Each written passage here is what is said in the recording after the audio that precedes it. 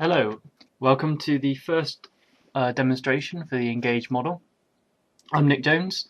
It's been a while since you guys have heard from me, so I thought I'd give you a brief overview of what's been happening.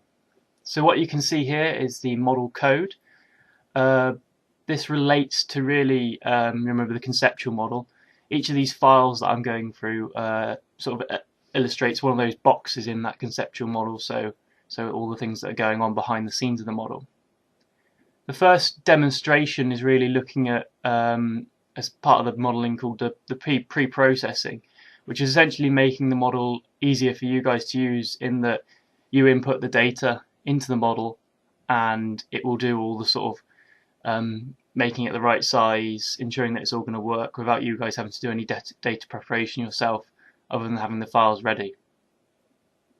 So what I just did then is I looked for a ARC toolbox, because the model is going to be situated within an ARC toolbox. And then what I've done here is this is just me inserting all the data for an example on the Bybrook catchment, which is in the Avon. And then it's a simple thing of clicking yes once you've selected all your data. So there's two options when you're going to be running the model. If you have the river catchment already, then you can use that. The other thing is something called a pour point, which is effectively an outlet within the river catchment. So that allows you to select any size river catchment you want to work on. So if you want a small little part of the Bristol Avon, for example, or a small little part of any of the other catchments, then you can just select that area. So what it does is it takes in all the data, it works out where the river catchment is, it then will take all the data, clip it to the right size, and then make sure it's all in the correct projection. So in our case, British National Grid.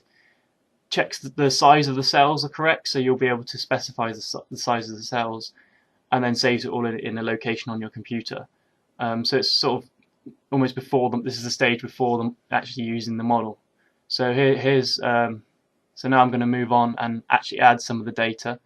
So here you can see I've got a land cover, soil, and a digital terrain model, which is the elevation of the catchment, and it's all now in the right size for using in the model.